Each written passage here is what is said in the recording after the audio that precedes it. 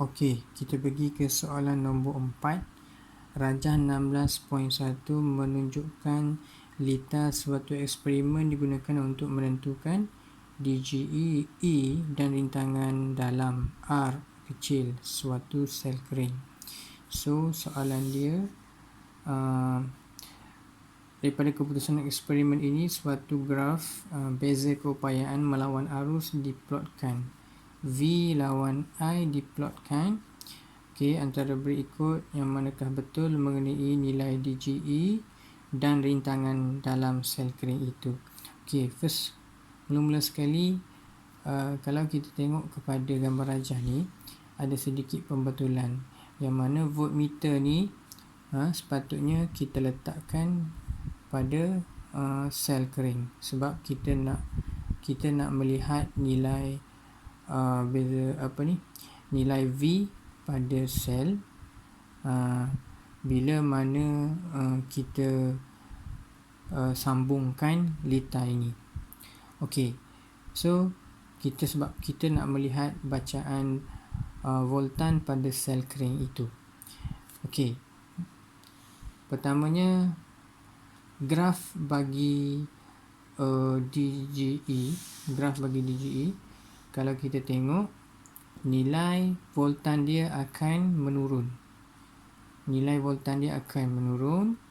Okey, itu ni graf V lawan I bagi DGE.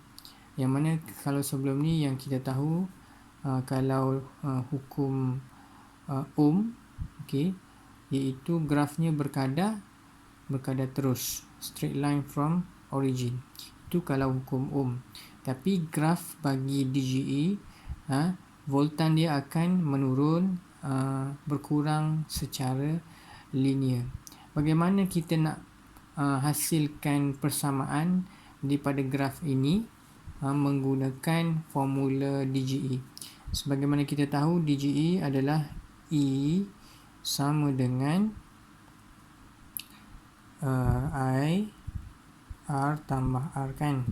So, kita kembangkan, kita akan dapat I R tambah I R sama dengan E. So, IR ini merujuk kepada voltan V, dan IR ini adalah DGE. So, graf ni merujuk kepada V melawan I. So, V lawan I, kalau kita tengok graf sebelum ni, asas kepada graf kan Y lawan X, itu bila diplotkan graf tersebut, Y sama dengan MX tambah C.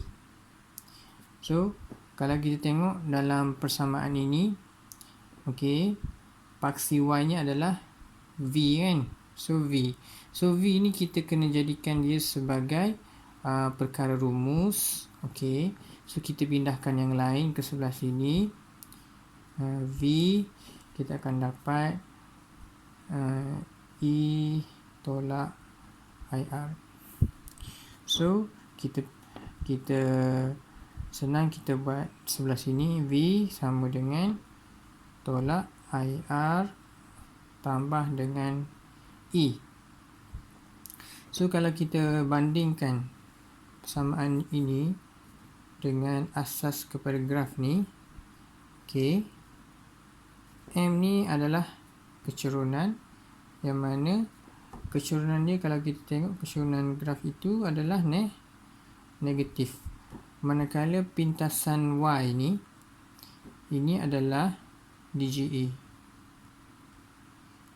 So, dalam kes ni, kalau kita tengok yang memintas pada paksi V ni ataupun paksi meregak ni adalah A. A ini adalah DGE. A ni adalah DGE. So, jawapannya kalau kita tengok di sini, antara A dengan B.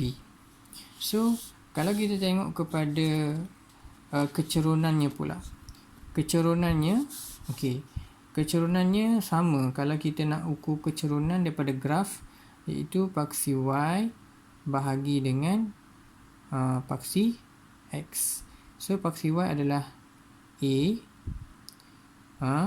So paksi X dalam kes ni adalah I adalah B. So untuk mendapatkan rintangan ataupun rintangan dalam R kecil ni, iaitu A kita mesti bahagikan dengan B. So jawapannya adalah B. Okey.